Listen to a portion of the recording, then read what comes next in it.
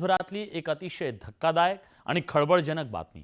बदलापूर लैंगिक अत्याचार प्रकरण तुम्ही विसरला नसाल। त्याच प्रकरणातला आरोपी अक्षय शिंदे याचा एन्काउंटरमध्ये मृत्यू झाला।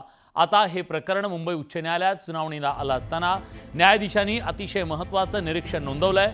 चौकशी अहवाल चव्हाट्यावर आलाय आणि या चौकशी अहवालात अक्षय शिंदेच्या मृत्यूला 5 पोलीस जबाबदार असल्याचं न्यायालयानं मत नोंदवलंय।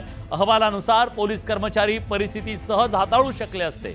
बळाचा वापर न्याय ठरू शकत नाही, त्यामुळे या पोलिसांवर एफआयआर नोंदवणं आवश्यक आहे असं न्यायालयाने सांगितलंय। त्यामुळे या सगळ्या प्रकरणात हे एन्काउंटर फेक होतं अशा प्रकारचा जो आरोप करण्यात आलेला होता तो आरोप त्याला दुजोरा मिळताना दिसतोय। कारण न्यायालयीन अहवालाच्या नंतर जे वास्तव समोर आलेलं आहे त्यात हे स्पष्टपणे दिसतंय की पोलिसांनी बळाचा वापर केलेला आहे आणि या सगळ्यामध्ये त्याचा खात्मा केलेला होता। आणि हे सगळं समोर आल्याच्या नंतर आता राजकीय वाद निर्माण झालाय। दरम्यान या सगळ्याबद्दल आज न्यायालयात नेमकं काय मांडण्यात आलं, अहवाल काय सांगतोय, त्यावर न्यायालय काय म्हणालं, एक नजर टाकूया। बघा, अतिशय धक्कादायक हे सगळं प्रकरण आहे।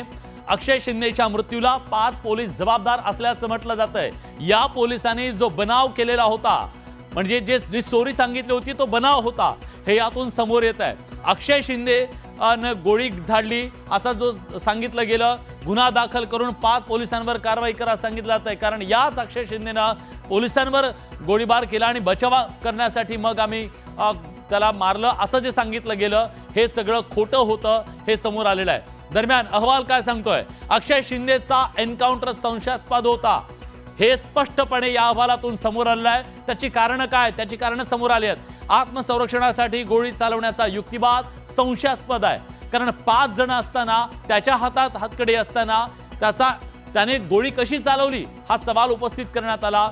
त्याचबरोबर राजकीय गणित जुळवण्यासाठी फेक एन्काउंटर केल्याचा आरोप सुद्धा आता या एन्काउंटर प्रकरणानंतर सुरू झालेला आहे। हे फेक एन्काउंटर, बंदुकीवर अक्षयच्या फिंगरप्रिंट्स नसल्याचं या अहवालात नमूद करण्यात आलेलं आहे। जे सांगितलं गेलं की पोलिसांवर त्याने गोळीबार केला आणि गोळीबार केल्यानंतर प्रत्युत्तरादाखल केलेल्या गोळीबारात त्याचा मृत्यू झाला। पण त्या बंदुकीवर अक्षयचे जे ठसे होते ते नव्हते, फिंगरप्रिंट्स नव्हते, हे या अहवालातून समोर आलेलं आहे। या अहवालातून अजून एक बाब समोर आली आहे, अक्षयवर केलेला गोळीबार हा अन्यायकारक होता असं या न्यायालयीन अहवालातून सांगण्यात आलेलं आहे।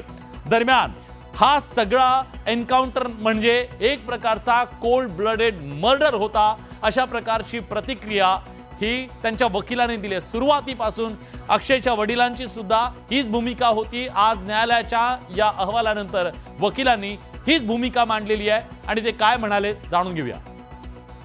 आमचं जे म्हणणं होतं की अक्षय शिंदेचा मर्डर केलेला आहे राजकीय फायद्यासाठी, तर राजकीय फायद्यासाठी केला की नाही हा नंतर तपासात उघडकीस कदाचित येईल, परंतु ह्या स्टेजला इतकंच सांगेल की आमचं म्हणणं होतं की हा मर्डर आहे त्याच्यावरती शिक्कामोर्तब मेहरबान न्यायदंडाधिकारी ठाणे यांच्याकडून झालेला आहे। काय वाटतं, न्याय पूर्णपणे मिळाला तुम्हाला? नाही, अहो इथं फर्स्ट स्टेप आहे, आता एफआयआर ची स्टेज आहे। एफआयआर नंतर मग investigation, arrest, chargesheet, charge frame, trial, अजून खूप मोठा पल्ला गाठायचा आहे। आता तो सुरुवात होईल। ही घटना झाली होती ती शाळा, त्याचे ज्यांची शाळा होती ते आपटे हे भारतीय जनता पार्टीचे कार्यकर्ते होते आणि त्याच्या शाळेमध्ये त्या चिमुकलीवर अत्याचार झाला होता। त्याच्यामुळे अनेकांनी संशय व्यक्त केला होता की याच्यामध्ये व्यवस्थित चौकशी झाली पाहिजे। आता तर यामध्ये पुढे सर्व गोष्टी आल्या आहेत की कोणाला वाचवण्यासाठी, आपटेला वाचवण्यासाठी तर अक्षय शिंदेचा फेक एन्काउंटर सरकारने करायला लावला का, हा आता प्रश्न त्यानिमित्तानं अनुत्तरित आहे। याची सखोल चौकशी झाली पाहिजे। हा खूनच आहे, हा मर्डर आहे, हा मर्डर। आणि तो पण म्हणतात ना ठरवून केलेला। पोलिसांनी आदेशातून काम केलं, पोलिसांनी सांगितलं ठोका त्याला, आम्ही बघू। कायदा आमच्या हातात आहे असं जेव्हा महाराष्ट्राच्या राज्यकर्त्यांना वाटायला लागले तेव्हापासून हे सगळं सुरू झालं। आणि माही उदाहरण देतो ना मी, आता तो इथे सांगतोय की मर्डरच्या आरोपीला अटक करायला गेलेल्या पोलिसांना फोन करून शिव्या घालून मागे बोलवलेलं ठाणे पोलीस आहे। वेळ आली तर त्या अधिकाऱ्याचं नावही सांगेन, फोन कोणी केला तेही सांगेन, मर्डर कोणाचा झाला तेही सांगेन।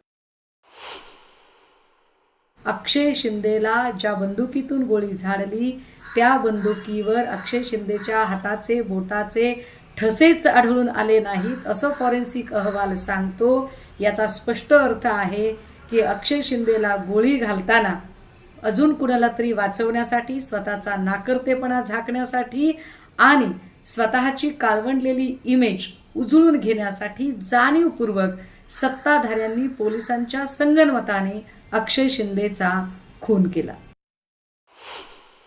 एन्काउंटर झाला, त्या चकमक झाली, जे काही त्याच्या मागे राजकारण असेल त्यावर आम्हाला बोलायचं नाही. पण एन्काउंटर झाल्यानंतर असा एखादा नराधम जो स्वतः त्या गुन्ह्याची कबुली करतो, त्याने स्वतःवर झालेले आरोप कबूल केलेले होते, गुन्हा कबूल केलेला होता आणि एवढं सर्व झाल्यानंतर जर एन्काउंटर होतोय तर त्यावेळेला महाराष्ट्र संपूर्ण सुखावला होता. महाराष्ट्रातून चांगल्या चांगल्या प्रतिक्रिया आल्या होत्या, लोक उत्स्फूर्तपणे बोलायला लागली होती आणि आता हे प्रकरण ह्या वळणावरती येऊन घेतलं असताना खरोखर मी त्या गोष्टीवर खरं बोलायला नाही पाहिजे आम्ही. पण एन्काउंटर झाल्यानंतर जी गोष्ट झाली होती, एन्काउंटरमध्ये तो आरोपी मेला होता, हे खरोखर खूप चांगलं होतं. त्यामुळे पुढच्या ज्या घटना होत्या त्या घटना कमी प्रमाणात झाल्या आणि त्यानंतर शाळा ज्या होत्या त्या शाळा सर्व अलर्ट झाल्या. यानंतर जळगावमधली एक अतिशय धक्कादायक बातमी, कारण जळगावमध्ये सैराटची पुनरावृत्ती झाल्याची घटना घडली.